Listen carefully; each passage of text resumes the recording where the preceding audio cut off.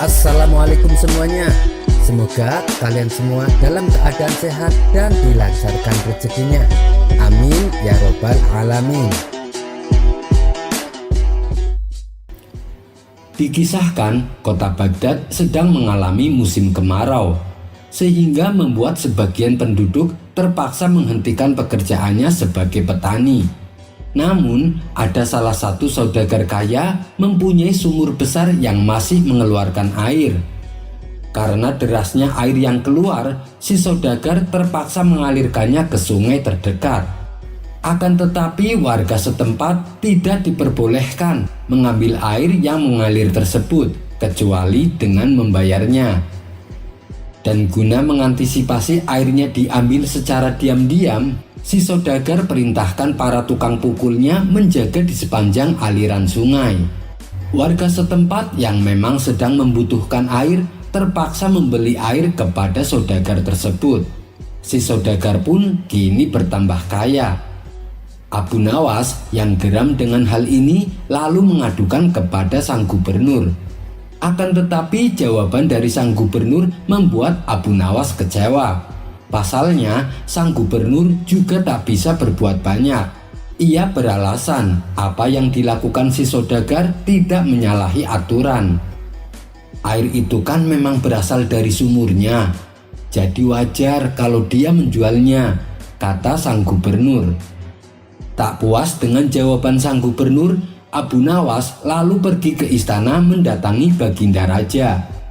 Ia lalu menceritakan tentang perilaku saudagar kaya tersebut. Lalu, apa yang harus aku lakukan? Kalau menghukum dia itu tidak mungkin, Abu Nawas, karena yang dilakukannya tidak melanggar hukum, tutur Baginda Raja. Begini saja Paduka, saya punya sebuah rencana. Tapi pertama-tama angkat saya sebagai gubernur Baghdad, ujar Abu Nawas. Apa kamu yakin? Biasanya kamu selalu menolak jadi pejabat, kata Baginda Raja. Ini sifatnya hanya sementara Paduka. Kalau masalah ini sudah selesai, saya akan melepaskan jabatan saya, balas Abu Nawas. Baginda Raja pun menyetujui permintaan tersebut. Beberapa hari kemudian tersiar kabar bahwa Abu Nawas kini menjadi gubernur yang baru, menggantikan gubernur yang lama. Disinilah rencana Abu Nawas mulai dilancarkan. Ia membentangkan spanduk besar di tengah alun-alun kota Baghdad. Spanduk tersebut berisi tulisan sebagai berikut. Kota ini sekarang adalah milikku. Begitu juga dengan matahari yang bersinar. Bagi siapa saja yang merasakan sinar matahari harus membayar upeti kepadaku, kecuali untuk orang-orang miskin. Tertanda Abu Nawas. Akhirnya dalam waktu sekejap pengumuman ini langsung menggemparkan warga. Akibat perbuatannya, Abu Nawas mendapat protes dari masyarakat, terutama oleh orang-orang kaya, termasuk oleh saudagar kaya yang selama ini menjual air sumurnya. Aturan macam apa ini? Abu Nawas telah berlaku zalim. Kita harus melaporkannya kepada raja, kata saudagar tersebut. Ia pun lalu menghasut warga untuk ikut bersamanya ke istana. Setelah mereka tiba di istana, saudagar itu langsung menghadap Baginda Raja. Paduka telah keliru jadikan Abu Nawas sebagai gubernur, kata si saudagar. Memangnya kenapa? Tanya Baginda Raja. Abu Nawas telah menyalahgunakan jabatannya untuk memeras warga. Masa dia menjual matahari dan yang rumahnya terkena sinar matahari harus membayar upeti kepadanya? Ini tidak masuk akal Paduka, jawab si saudagar memberitahu. Baiklah, masalah ini akan saya selesaikan, balas Baginda Raja. Baginda Raja pun kemudian perintahkan beberapa prajurit untuk memanggil Abu Nawas. Singkat cerita, datanglah Abu Nawas ke istana. Ia melihat ratusan orang berkumpul di hadapan Baginda Raja. Wahai Abu Nawas, apa benar kau menjual matahari? "Apa maksud tujuanmu?" tanya Baginda Raja. "Benar Paduka, saya hanya melakukan seperti yang saudagar ini lakukan. Dia menjual air yang telah mengalir ke sungai. Alasannya karena air tersebut berasal dari sumurnya. Nah, begitu juga dengan kota Baghdad. Karena aku adalah gubernur penguasa, maka segala sesuatu yang ada di Baghdad di bawah kekuasaanku. Dan aku berhak menjual matahari yang menyinari kota Baghdad. Terutama kepada saudagar ini. Aku akan menjualnya 10 kali lipat lebih mahal," ujar Abu Nawas. "Bagaimana wahai saudagar, apa pembelaanmu?" tanya Baginda Raja. "Tapi bukankah matahari milik Allah? Kenapa diklaim menjadi milik Abu Nawas?" protes si saudagar. Abu Nawas yang mendengar pembelaan si saudagar langsung menyerangnya dengan kata-kata, "Begitu pula dengan air sumur kamu. Kenapa kamu mengklaim menjadi milikmu? Padahal airnya telah luber sampai ke sungai. Kalau kamu masih menjual air yang sudah mengalir ke sungai, maka aliran menuju sungai akan saya bendung, biar rumah kamu yang megah tenggelam. Karena sungai di Baghdad ada di bawah kekuasaanku," ancam Abu Nawas. Spontan si saudagar terkejut dan ketakutan. Ia pun meminta maaf dan berjanji tidak akan mengulangi perbuatannya. Ia juga mempersilahkan warga mengambil air yang sudah mengalir ke sungai. "Tapi Paduka, bagaimana dengan Abu Nawas yang telah menjual matahari?" tanya si saudagar. Dengan tersenyum, Baginda Raja memberitahu bahwa itu hanya siasat Abu Nawas untuk menyadarkan si saudagar. Akhirnya, ide Abu Nawas menjual matahari berhasil membuat si saudagar kaya menyesali akan perbuatannya. Kisah selanjutnya. Perjuangan Abu Jahil untuk mengalahkan Abu Nawas seakan tiada hentinya. Hal ini dikarenakan dirinya selalu dipermalukan di hadapan orang-orang. Merasa usahanya selalu mengalami kegagalan, Abu Jahil akhirnya membuat rencana baru.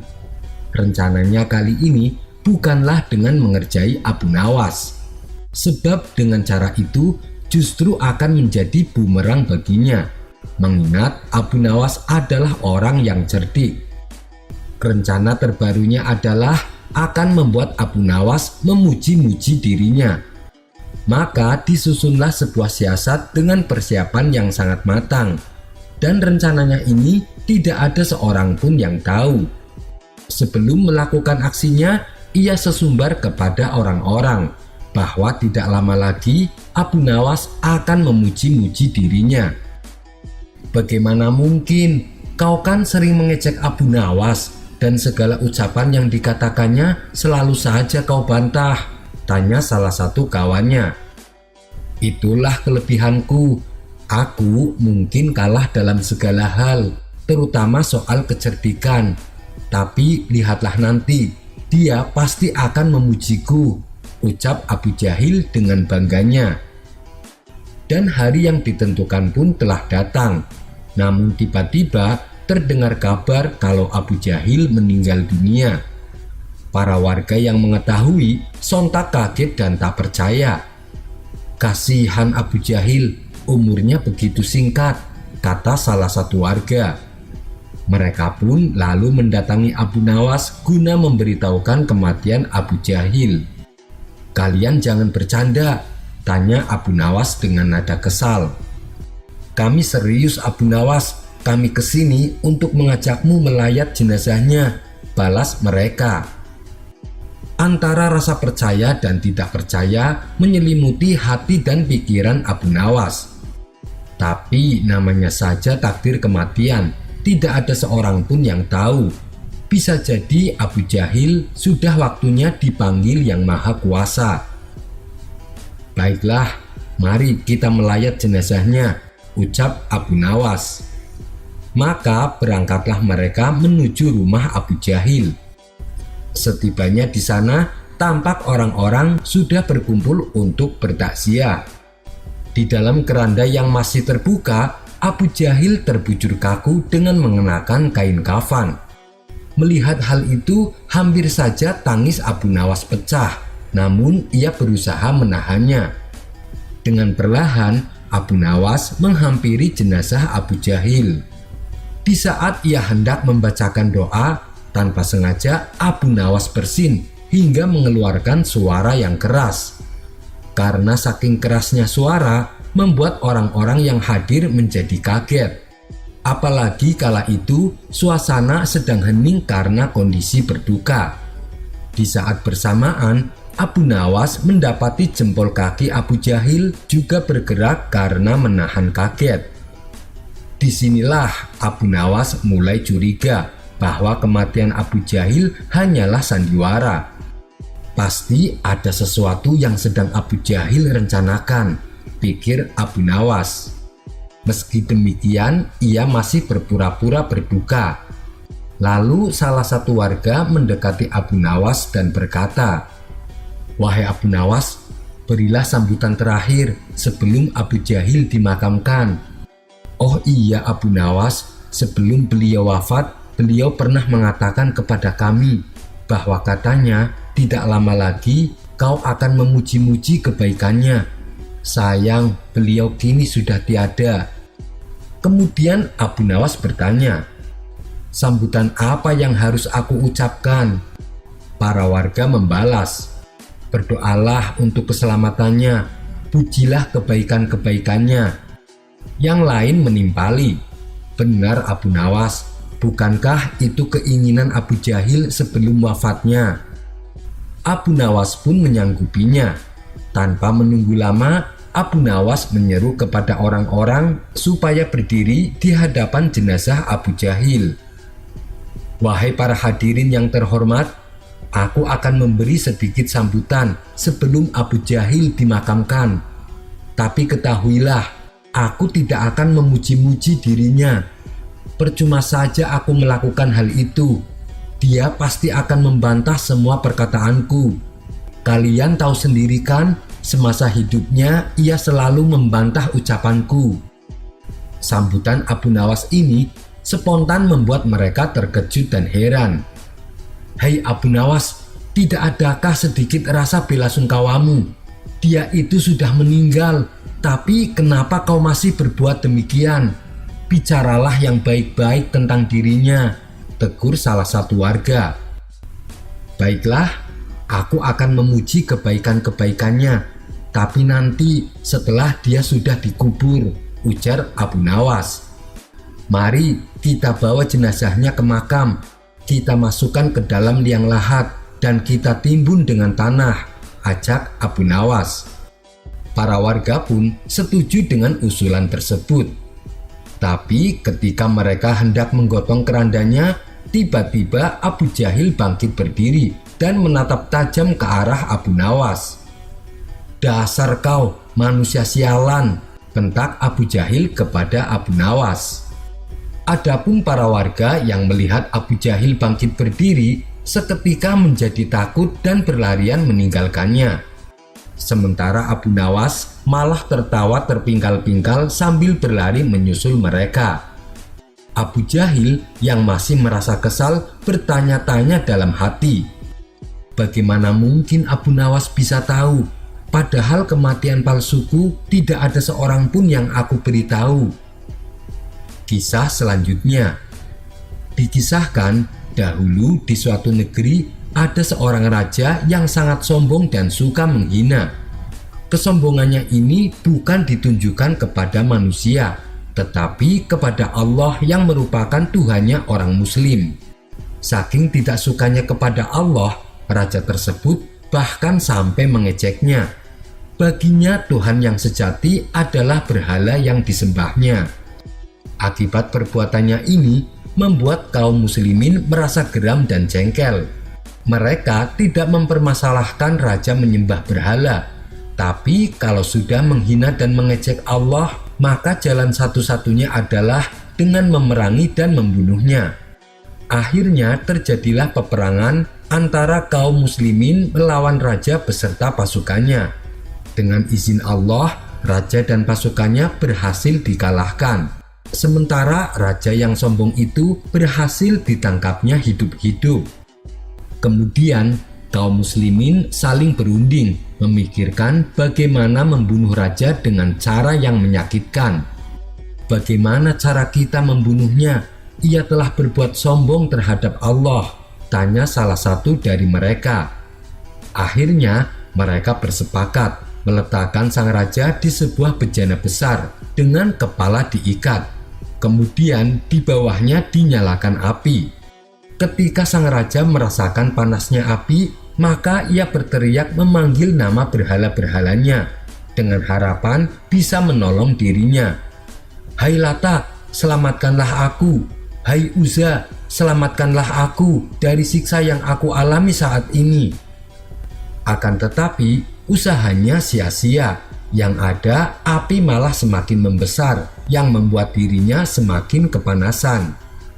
Menyadari bahwa berhala-berhala yang ia sembah tak bisa menolongnya, ia pun putus asa dan bertaubat kepada Allah. Lalu terucaplah kalimat tauhid dari bibirnya. La ilaha illallah Muhammadur Rasulullah. Tidak ada Tuhan selain Allah dan Muhammad utusan Allah. Ia terus mengucapkan kalimat tersebut berulang-ulang hingga akhirnya Allah menurunkan hujan lebat. Api yang tadinya menyala-nyala dengan besar seketika langsung padam dan bejana pun menjadi dingin. Kemudian Allah mengirimkan angin besar dan menerpa bejana tersebut hingga melayang di udara. Raja yang masih dalam bejana semakin panik dibuatnya, tapi ia terus mengucapkan kalimat tauhid. Angin pun datang semakin besar yang membuat bejana itu terbang semakin jauh. Akhirnya bejana tersebut mendarat di sebuah pulau yang dihuni oleh kaum yang tidak mengenal Allah. Melihat ada bejana besar jatuh dari langit, kaum ini pun penasaran dan mendekatinya. Mereka memeriksa dan membukanya. Tiba-tiba mereka melihat sesosok manusia. Dengan segera mereka mengeluarkan raja tersebut dan bertanya, "Siapa kamu? Apa yang telah terjadi denganmu?" Raja itu menjawab, "Aku adalah raja di suatu wilayah." Kemudian sang raja menceritakan kisahnya kepada kaum tersebut. Mendengar kisah menakjubkan yang dialami sang raja, mereka semua pun memeluk Islam. Kisah ini terdapat dalam kitab Al-Mawa'idh Al-Usfuriyah karya Syekh Muhammad bin Abu Bakar. Wallahu a'lam bishawab. Kisah selanjutnya, penciptaan Malaikat Jibril. Mungkin kita sering mendengar nama Malaikat Jibril. Dia adalah malaikat yang bertugas menyampaikan wahyu. Dan pada pertemuan kali ini akan menceritakan bagaimana Allah menciptakan Malaikat Jibril. Kisah ini sangat luar biasa. Nabi Muhammad SAW pernah bersabda, sesungguhnya Allah telah menciptakan Malaikat Jibril dengan bentuk yang sangat elok. Jibril mempunyai 124.000 sayap, dan di antara sayap-sayap itu terdapat 2 sayap yang berwarna hijau seperti sayap burung merak. Apabila Jibril melebarkan 1 sayapnya saja, maka itu sudah cukup untuk menutup dunia ini. Setelah Jibril memandang dirinya yang tampak begitu indah dan sempurna, bertanyalah Jibril kepada Allah, "Wahai Tuhanku, apakah engkau menciptakan makhluk lain yang lebih baik daripada aku?" Kemudian Allah pun menjawab, "Tidak, wahai Jibril." Mendengar jawaban tersebut, maka Malaikat Jibril pun berdiri dan melakukan sholat 2 rakaat sebagai bentuk rasa bersyukur kepada Allah. Pada setiap rakaat sholat yang dikerjakan, dia menghabiskan waktu selama 20.000 tahun. Jadi sholat 2 rakaat yang dilakukan lamanya sampai 40.000 tahun. Setelah Malaikat Jibril selesai melaksanakan sholatnya, kemudian Allah pun berfirman kepadanya, "Wahai Jibril, kau telah menyembah aku dengan ibadah yang bersungguh-sungguh, dan tak ada seorang pun yang menyembahku seperti ibadah yang kamu lakukan. Akan tetapi di akhir zaman nanti, akan datang seorang nabi yang mulia, yang paling aku cintai, bernama Muhammad. Dia mempunyai umat yang lemah dan senantiasa berdosa. Seandainya mereka mengerjakan sholat 2 rakaat, walau hanya sebentar dan dalam keadaan lupa serta serba kurang, dengan pikiran yang melayang-layang, dan dosa mereka pun besar, maka demi kemuliaanku dan ketinggianku, sesungguhnya sholat mereka itu lebih aku sukai daripada sholatmu. Allah berkata demikian dikarenakan umat Muhammad mengerjakan sholat atas perintah Allah, sedangkan sholat yang dilakukan Jibril bukan atas perintah Allah. Kemudian Jibril kembali bertanya, "Wahai Tuhanku, apakah yang kau berikan kepada mereka sebagai ganjaran atas ibadah mereka kepadamu?" Allah berfirman, "Wahai Jibril, akan aku berikan surga ma'wa sebagai tempat tinggal mereka." Malaikat Jibril lalu meminta izin kepada Allah untuk melihat surga ma'wa tersebut. Setelah Allah memberikan izin, terbanglah malaikat Jibril menuju surga ma'wa. Setiap kali ia membuka sayapnya, jarak yang ditempuh sampai 300.000 tahun perjalanan. Begitu pula saat ia menutup sayapnya, jarak yang ditempuh sampai 300.000 tahun perjalanan. Jadi, sekali ia mengepakkan sayap, jaraknya sejauh 600.000 tahun perjalanan. Ketika sudah melakukan perjalanan terbang selama 300.000 tahun, Jibril memutuskan untuk istirahat sebentar di sebuah pohon raksasa. Di sana, ia bersujud kepada Allah dan bertanya, "Wahai Tuhanku, apakah aku telah menempuh setengah perjalanan, atau sepertiga, atau seperempat dari perjalanan menuju ke surga ma'wa?" Maka Allah pun berfirman, "Wahai Jibril, walaupun kau mampu terbang 300.000 tahun dengan sayap-sayapmu yang sudah ada, dan aku tambah lagi 600 sayap, niscaya kau tak akan bisa mencapai 1/1% perjalanan menuju surga ma'wa. Itulah keistimewaan yang akan kuberikan kepada umat Muhammad yang mau mengerjakan sholat." Kisah ini terdapat dalam kitab Duratun Nasihin. Wallahu a'lam bishawab. Kisah selanjutnya. Dikisahkan ada seorang ateis berteriak di tengah alun-alun Baghdad. Ia berkata bahwa dirinya tak mempercayai adanya Tuhan. Dan untuk membuktikan ucapannya, ia akan terjun ke sungai Tigris. "Kalau Tuhan memang ada, Dia pasti akan menolongku agar tidak mati tenggelam," teriaknya di hadapan orang-orang. Maka pergilah ia menuju sungai Tigris dan terjun ke dalamnya. Perilaku orang ateis tersebut mendapat berbagai macam tanggapan. Ada yang mencemooh, banyak pula yang menghujat. "Biarkan saja dia tewas tenggelam, biar tahu rasa," kata beberapa warga. Namun dari sekian banyak orang yang jengkel dengan sikapnya, ternyata ada saja yang merasa kasihan dan hendak menolongnya. Akan tetapi si ateis menolaknya. "Aku tidak mau ditolong siapapun kecuali oleh Tuhan yang kalian anggap itu ada." Orang yang berusaha menolong pun tak jadi melakukannya. "Dasar orang gila," umpat para warga yang menyaksikan. Setelah berjam-jam terombang-ambing di air sungai, si ateis mulai kelelahan, tapi ia tetap pada pendiriannya. Sementara Abu Nawas yang baru pulang dari pasar melihat banyak orang berkerumun di tepi sungai. "Ada apa ini? Kenapa ramai sekali?" tanya Abu Nawas kepada salah satu warga. Kemudian Abu Nawas diberitahu perihal perilaku orang ateis yang ingin menguji adanya Tuhan. Tanpa pikir panjang, Abu Nawas segera menghampirinya. "Mau apa kau kemari? Jangan tolong aku hanya mau ditolong oleh Tuhan," teriak si ateis. "Siapa juga yang mau menolongmu? Aku hanya mau memberitahu bahwa Tuhanku mengatakan padaku, Dia sudah menunggumu di alam kematian. Dan katanya sudah tak sabar ingin menyiksamu," balas Abu Nawas.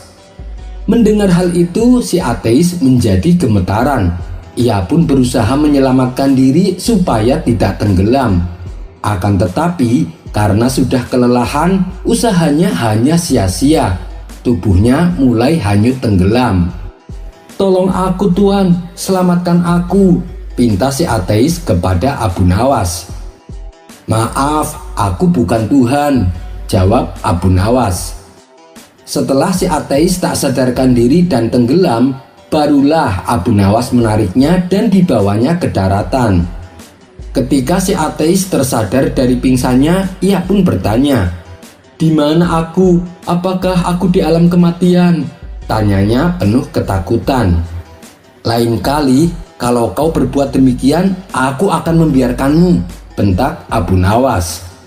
Si ateis pun akhirnya meminta maaf dan berterima kasih kepada Abu Nawas. Kisah selanjutnya, Nabi Musa mengalami sakit gigi. Suatu hari, Nabi Musa mengadukan kepada Allah tentang sakit gigi yang dideritanya. Lalu Allah memerintahkan untuk mengambil beberapa helai rumput di suatu tempat. "Letakkan rumput itu pada gigimu yang nyeri," perintah Allah. Seketika sakit gigi yang diderita Nabi Musa langsung mereda. Beliau pun memanjatkan syukur kepada Allah. Setelah beberapa waktu berlalu, sakit gigi Nabi Musa kembali kambuh.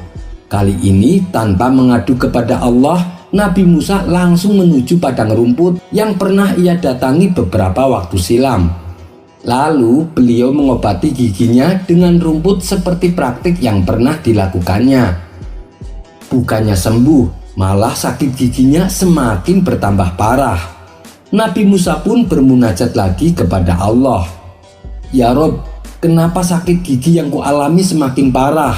Bukankah engkau pernah perintahkan dan menunjukkan mengambil rumput tersebut sebagai obatnya?"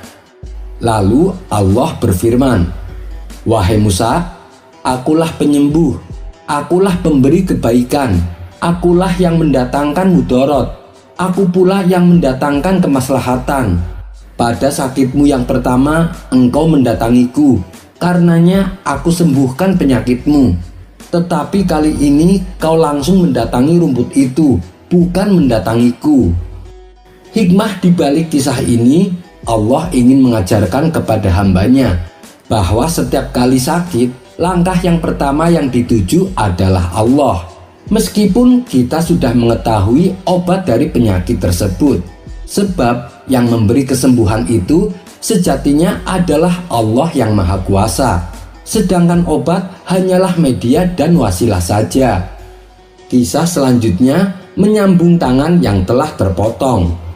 Ada cerita menarik tentang keajaiban sahabat Ali bin Abi Thalib yang jarang orang ketahui.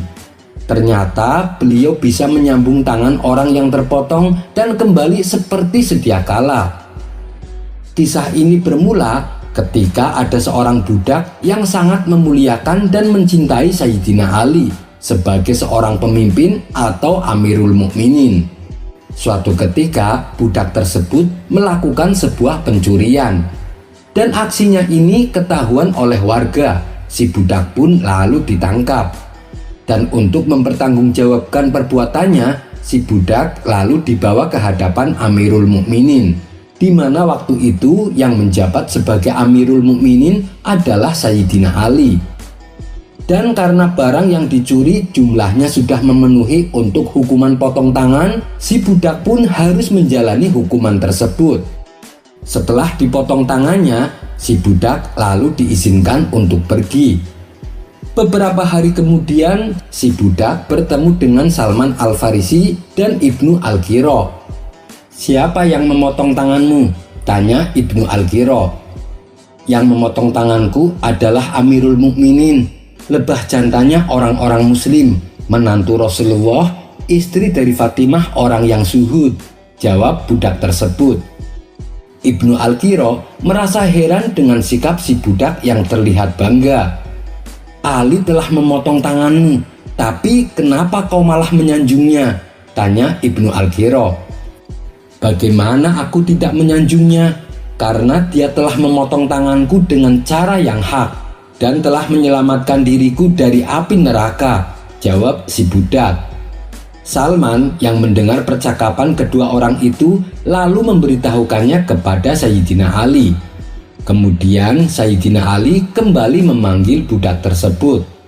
Tangan si budak yang telah terputus oleh Sayyidina Ali ditempelkan kembali lalu ditutupi dengan sapu tangan.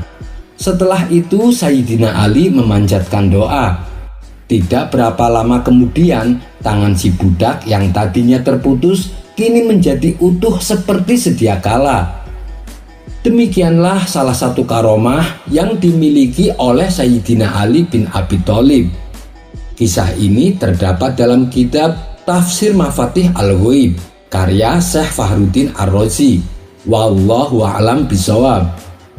Kisah selanjutnya, di dalam kita menunaikan sholat berjamaah, apabila kita sebagai makmum, hendaknya gerakan dalam sholat jangan sampai mendahului imam, karena itu diibaratkan sebagai pencuri dalam sholat.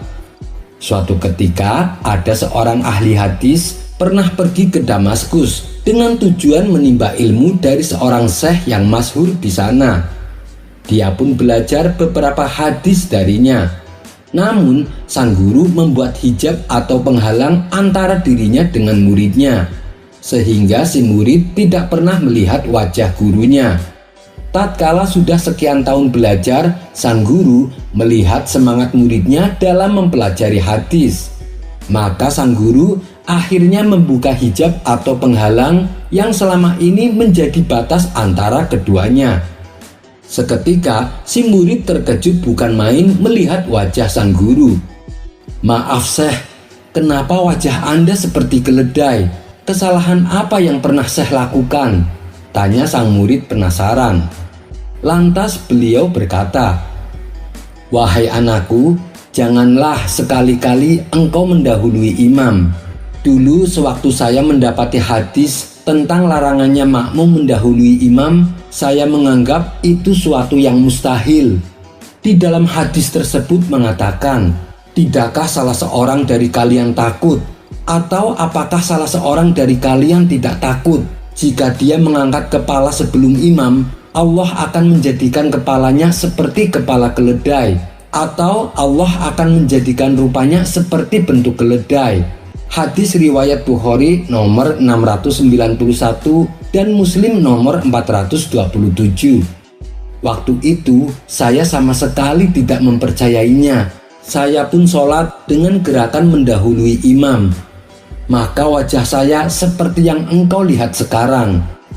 Kisah ini terdapat dalam kitab Al-Qaulul Mubin fi Akhta'il Musallin yang dipopulerkan oleh Syekh Masyhur Hasan Salman.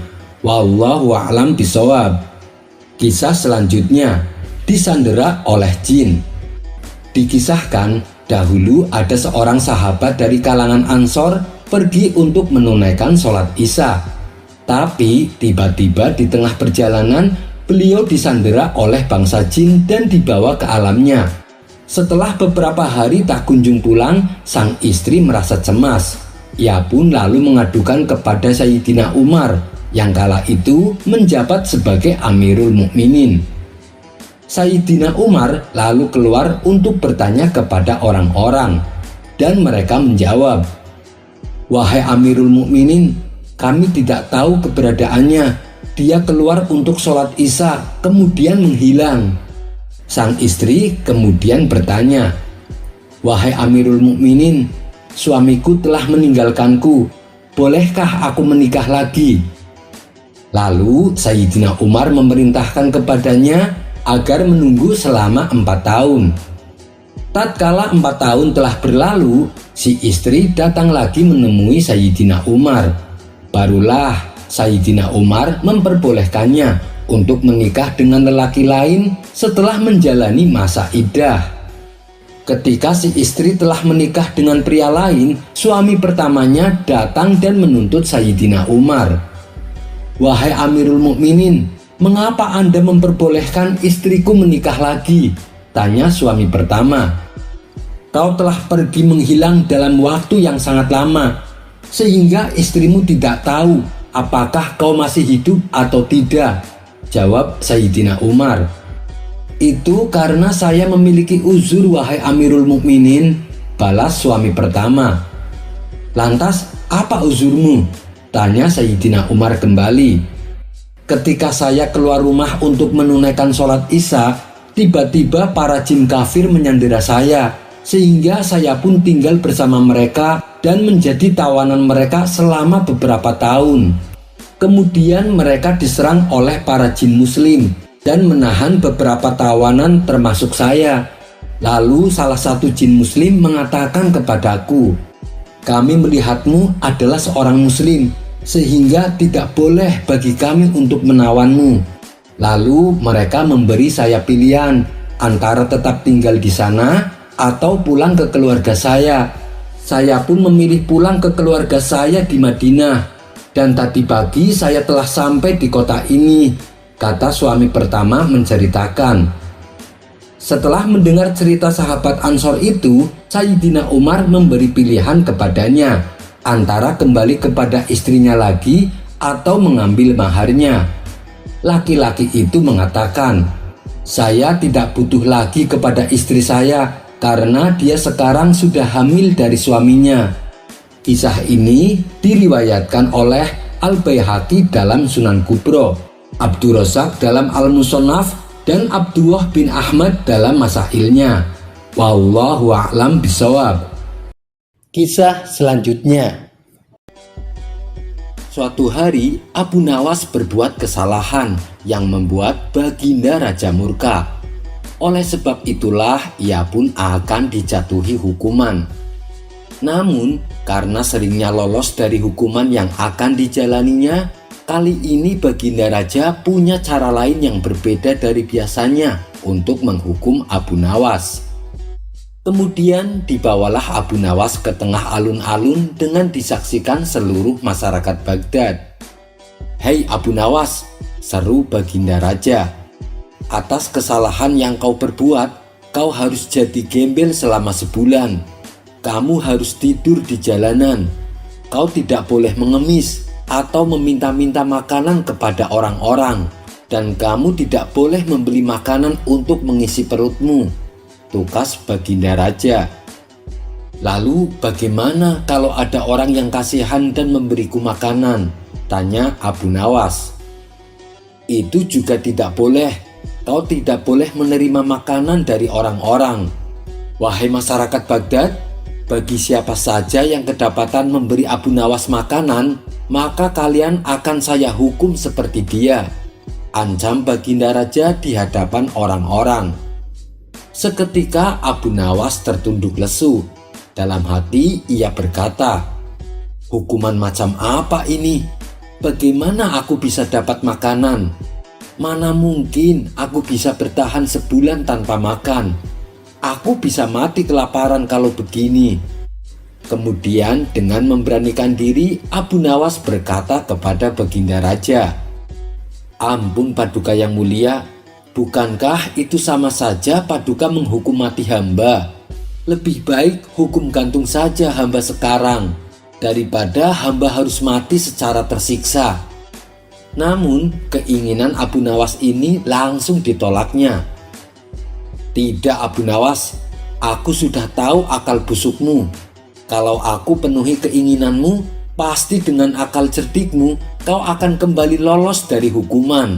Dan aku tak mau tertipu untuk kesekian kalinya," ujar Baginda Raja.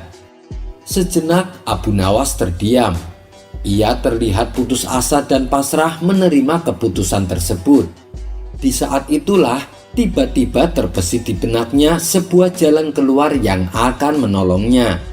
Ia pun meminta kepada Baginda Raja untuk mengajak keledainya ikut serta selama ia menjadi seorang gembel. Abu Nawas beralasan bahwa keledainya adalah satu-satunya hewan yang paling ia sayangi, bahkan melebihi rasa sayangnya kepada sang istri. Kalaupun ia meninggal nanti, setidaknya ia meninggal di samping keledai kesayangannya. Rupanya keinginan Abu Nawas yang satu ini dikabulkan oleh Baginda Raja. Dan Baginda Raja juga menjanjikan hadiah uang sejumlah 1000 dinar. Itu apabila Abu Nawas bisa bertahan hidup sampai 1 bulan. Ingat Abu Nawas, aku akan menyuruh prajurit untuk mengintaimu selama sebulan ini. Dan pada keesokan harinya, Abu Nawas mulai menjalani hukuman menjadi seorang gembel jalanan bersama keledai kesayangannya. Di hari pertama, Abu Nawas masih bisa bertahan tanpa makan dan minum. Di hari kedua, ia mulai merasakan haus dan lapar. Dan untuk menghilangkan rasa itu, ia meminum air di sungai yang jernih. Sementara keledainya dibiarkan makan rumput dan dedaunan, lalu ikut minum air di sungai tersebut. Di hari ketiga dan seterusnya, sekujur tubuh Abu Nawas mulai merasakan lemas. Ia sudah tidak tahan menahan rasa lapar hanya dengan meminum air sungai. Disinilah Abu Nawas mulai menjalankan ide cemerlangnya. Ia pun mendatangi warung makan tempat biasa ia nongkrong.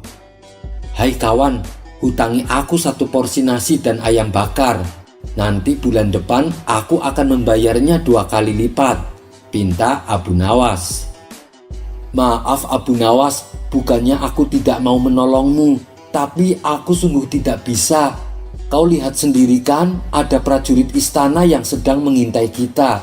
Kalau sampai aku menghutangimu makanan, aku bisa dihukum sepertimu Abu Nawas," tolak pemilik warung. "Jangan khawatir, itu bukan untukku, tapi untuk keledaiku," ujar Abu Nawas. Mengetahui Abu Nawas mendatangi warung, prajurit yang ditugaskan jadi pengintai segera menghampiri mereka berdua. "Hai Abu Nawas, apa yang sedang kau lakukan?" tanya prajurit. "Aku mau beli makanan untuk keledaiku," jawab Abu Nawas. "Mana ada keledai makan nasi dan ayam bakar," kata prajurit istana. "Aku tahu itu, tapi sepertinya beberapa hari mendatang ajalku tidak lama lagi menjemput dan aku akan mati kelaparan. Dan sebelum ini terjadi, aku ingin memberikan keledai kesayanganku hidangan yang enak-enak. Bukankah ini tidak melanggar peraturan?" jelas Abu Nawas. "Baiklah, tapi awas, jangan sampai kau berbohong. Dan kau pemilik warung, kalau sampai Abu Nawas ketahuan berbohong, kau akan mendapatkan hukuman seperti Abu Nawas," ancam prajurit istana. "Bagaimana ini Abu Nawas? Aku tidak berani menjual makanan ini padamu," kata pemilik warung gemetaran. "Percayalah kawan, aku hutang makanan ini untuk keledaiku, bukan untukku." "Apakah aku pernah berkata bohong padamu?" tegas Abu Nawas meyakinkannya. Si pemilik warung tahu betul sifat Abu Nawas. Meskipun sering berbuat konyol dan usil, tapi Abu Nawas memang terkenal jujur dan tidak pernah berbohong. Oleh sebab itulah, si pemilik warung pun akhirnya memberi Abu Nawas nasi dan ayam bakar. Hari berikutnya, Abu Nawas kembali mendatangi warung tersebut untuk hutang makanan dengan menu yang sama. Hal ini Abu Nawas lakukan selama 1 bulan lamanya. Sedangkan untuk menghadapi cuaca dingin saat malam hari, Abu Nawas tidur sambil memeluk keledainya. Setelah masa hukumannya berakhir, maka dipanggillah Abu Nawas menghadap Baginda Raja. Melihat tubuh Abu Nawas yang bertambah gemuk, Baginda Raja menjadi heran. "Kamu kenapa malah terlihat segar bugar Abu Nawas? Kamu pasti melanggar larangan," tanya Baginda Raja. "Tidak Paduka, selama menjalani hukuman, saya mentaati peraturan," jawab Abu Nawas. "Tapi kata prajurit yang aku tugaskan untuk mengintaimu, setiap hari kamu beli nasi dan ayam bakar. Kau pasti telah berbohong Abu Nawas," hardik Baginda Raja. "Saya sama sekali tidak berbohong Paduka.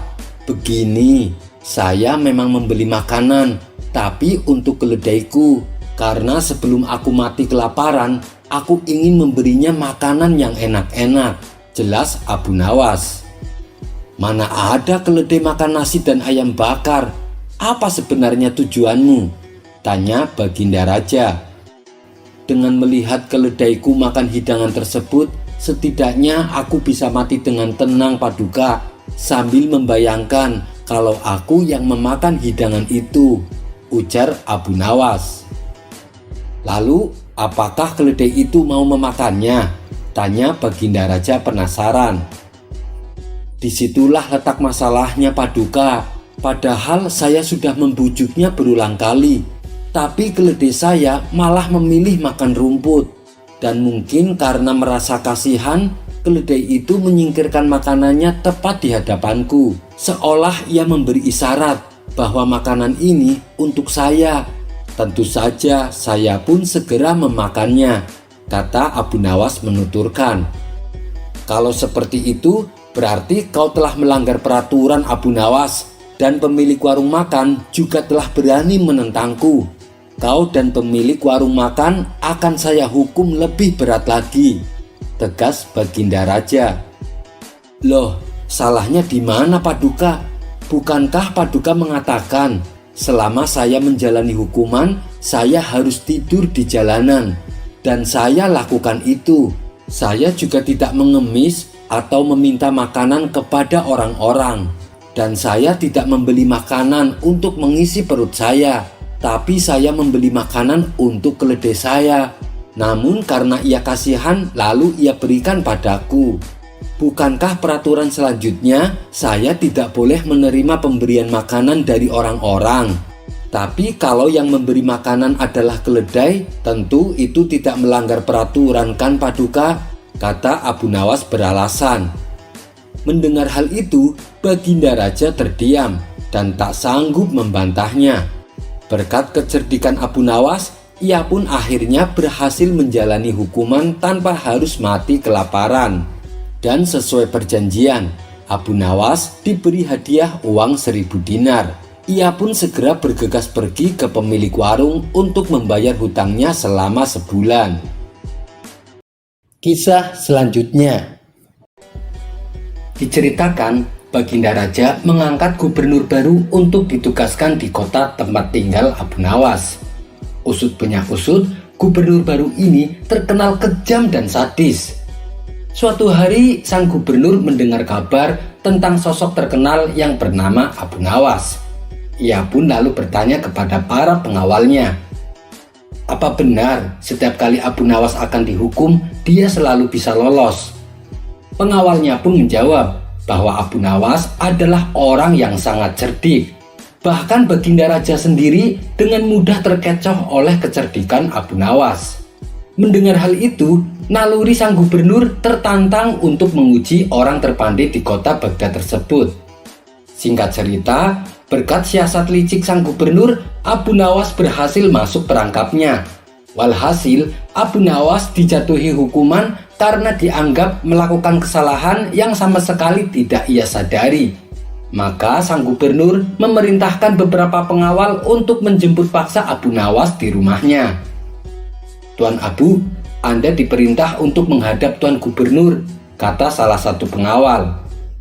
Ya, nanti saya ke sana. Kalian pulanglah dulu, balas Abu Nawas. Para pengawal pun lantas meninggalkan rumahnya.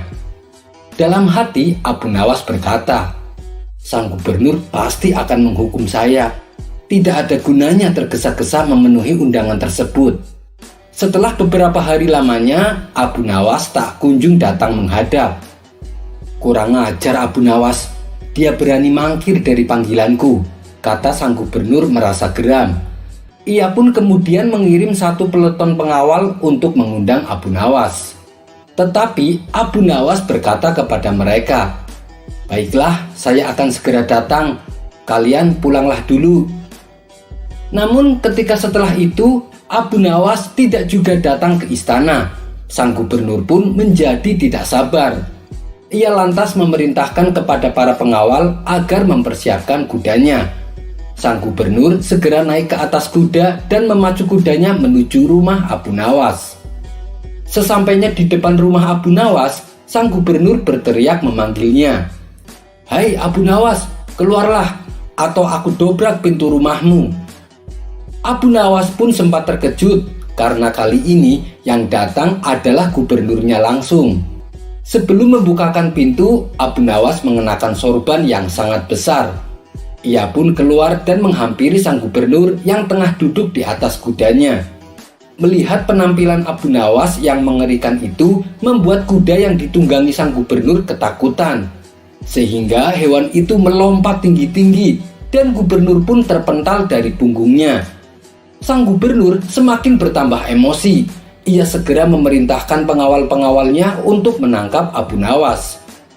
Setelah ia ditangkap, Abu Nawas dibawa ke sebuah tiang gantungan. "Kemana kalian akan membawaku?" tanya Abu Nawas. Salah satu pengawal menjawab, "Kamu akan digantung, Abu Nawas. Ini perintah dari Tuan Gubernur." Bukannya gentar, Abu Nawas malah berkata, "Coba kalian tanyakan kepada si gendeng kurang ajar itu. Aku ingin tahu kenapa aku mesti digantung. Apa salahku?" Para pengawal itu pun pergi menemui sang gubernur dan menyampaikan apa yang dikatakan Abu Nawas. Karena sebelumnya tak pernah ada yang berani memakinya, sang gubernur pun terkesan akan keberanian Abu Nawas. "Bawa dia kemari," perintah sang gubernur. Abu Nawas pun lalu dibawa ke hadapan sang gubernur. "Hei Abu Nawas, berani benar kamu memaki saya?" tanya sang gubernur. "Karena Tuan menghukum saya tanpa memberitahu apa kesalahan saya," jawab Abu Nawas. "Karena kamu telah membawa nasib buruk bagiku," balas sang gubernur. "Siapa yang menyebabkan nasib buruk? Saya atau Tuan? Justru Tuanlah yang membawa nasib buruk bagi saya. Sebab saya ini akan dihukum gantung. Apabila aku yang membawa nasib buruk, tentunya sewaktu Tuan jatuh dari kuda, kepala Tuan pasti akan pecah dan mati," ujar Abu Nawas. Mendengar alasan tersebut, sang gubernur berpendapat bahwa alasan Abu Nawas bisa diterima dan ia pun memutuskan untuk memaafkannya. Kisah selanjutnya. Baginda Raja Harun al-Rasyid memang mengakui kecerdasan Abu Nawas, terlebih saat dirinya dimintai pertolongan untuk menyelesaikan kasus yang dirasa sulit terpecahkan. Namun demikian, Abu Nawas terkadang keluar sifat usilnya yang membuat Baginda Raja jengkel karena harus menanggung malu. Bukan sekali dua kali, tapi sudah berkali-kali. Baginda Raja pun mencoba membalas perlakuan Abu Nawas. Akan tetapi, berkat kecerdikan Abu Nawas, selalu saja ia bisa lolos dari jebakan Baginda Raja. Pada suatu hari di bulan Rabiul Awal, Baginda Raja menemukan ide baru untuk mengerjai Abu Nawas. "Awas kau Abu Nawas, kali ini kamu pasti kena."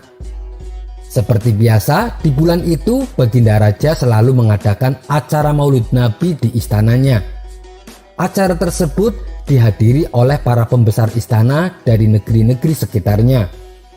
Sementara Abu Nawas yang biasanya ikut hadir, kali ini ia tidak kelihatan batang hidungnya. "Mana Abu Nawas?" tanya Baginda Raja kepada para menteri-menterinya. "Ampun Paduka, Abu Nawas belum datang," jawab salah satu menterinya. "Cepat, panggil dia sekarang," titah Baginda Raja. Maka beberapa pengawal kerajaan langsung menjemput Abu Nawas di rumahnya. Setelah Abu Nawas datang menghadap, dimulailah acara pada hari itu. Semua hadirin dipersilahkan berdiri. Kemudian masing-masing tamu disirami dengan air mawar yang menebarkan bau sangat harum. Kecuali Abu Nawas, ia disiram dengan air kencing. Maka sadarlah Abu Nawas bahwa dia sedang dipermalukan oleh Baginda Raja di depan para pembesar negeri. Abu Nawas pun bungkam 1000 bahasa, namun di dalam hati ia berkata, "Hari ini kau beri aku kuah, nanti akan kubalas kamu dengan isinya." Setelah acara Maulid Nabi selesai, semua orang berpamitan kepada Baginda Raja dan pulang ke rumah masing-masing. Begitu pula dengan Abu Nawas. Semenjak kejadian itu, Abu Nawas tidak pernah menginjakkan kakinya ke istana. Baginda Raja pun menjadi rindu berat kepadanya. Karena bagaimanapun Abu Nawas adalah orang yang dapat menghibur hatinya. Ada saja celoteh-celoteh Abu Nawas yang membuat suasana istana menjadi ceria. Jangan-jangan Abu Nawas marah sama saya, pikir Baginda Raja. Ia pun lantas menyuruh beberapa pengawal untuk memanggil Abu Nawas di rumahnya. Namun sekembalinya para pengawal ke istana, Baginda Raja mendapatkan kabar yang mengejutkan. Ampun Paduka yang mulia, setelah kami ke rumahnya, ternyata Abu Nawas sedang sakit. Kami tidak tega untuk memaksanya datang ke istana, kata salah satu pengawal. Sakit bohongan atau sakit beneran? Jangan-jangan itu cuma alasan Abu Nawas saja, tanya Baginda Raja. Pengawal itu menjawab, yang hamba lihat Abu Nawas tampak sakit beneran Paduka yang mulia. Wajahnya terlihat pucat dan hanya berbaring lemas di tempat tidurnya. Mendengar itu, Baginda Raja pun menjadi khawatir. Kasihan Abu Nawas. Hai pengawal, panggil tabib istana sekarang juga dan ikut aku ke rumah Abu Nawas untuk mengobatinya. Maka ditengoklah Abu Nawas ke rumahnya, diiringi beberapa orang petinggi kerajaan. Mendengar Baginda Raja sedang menuju ke rumahnya, Abu Nawas buru-buru pasang aksi. Matanya terpejam, wajahnya dibuat pucat, badannya pun dibaringkan di tempat tidurnya. Namun sebelum itu, Abu Nawas telah menyuruh istrinya untuk menyiapkan obat yang namanya obat makjun. Obat makjun yaitu ramuan obat yang dibuat seperti dodol bulat, dan 2 butir diantaranya telah dibubuhi dengan tinja. Setibanya Baginda Raja di rumah Abu Nawas, Baginda langsung masuk menjenguknya, sementara para petinggi istana menunggunya di luar. Tampaklah Abu Nawas yang terbaring lemas dengan wajahnya yang begitu pucat. Abu Nawas, aku membawakan tabib untuk mengobatimu, ucap Baginda Raja penuh iba. Tidak usah Baginda, saya tidak mau merepotkan Baginda. Saya sudah punya ramuan obat sendiri. Saya mendapatkan resep obat tersebut dari kakek tua sakti yang misterius. Beliau mendatangi saya lewat mimpi, balas Abu Nawas dengan suara lirih. Tidak lama kemudian masuklah istri Abu Nawas dengan membawa 3 butir obat makjun, di mana 3 obat tersebut 2 diantaranya telah dibubuhi dengan tinja. Abu Nawas lalu mengambil salah satu obat yang tidak dibubuhi dengan tinja. Ia pun lalu menelannya. Ajaib, seketika itu juga Abu Nawas langsung terlihat sehat. Ia pun langsung berdiri tegak seolah tidak pernah merasakan sakit. Melihat keajaiban itu, Baginda Raja pun merasa takjub. Obat apa yang kamu telan Abu Nawas? Tanya Baginda Raja heran. Ini namanya obat makjun Paduka yang mulia, jawab Abu Nawas penuh semangat. Yang sakit bisa langsung menjadi sembuh, yang sehat akan bertambah perkasa, imbuh Abu Nawas. Luar biasa obat itu, gumam Baginda Raja. Boleh aku minta 1 obatmu Abu Nawas? Pinta Baginda Raja. Abu Nawas menjawab, siapa sih yang berani menolak keinginan Baginda Raja? Tentu saja boleh Paduka yang mulia. Tapi ada caranya Paduka yang mulia. Bila Paduka akan menelan obat ini, hendaklah Paduka berbaring seperti hamba tadi. Tidak boleh sambil duduk, apalagi dengan berdiri.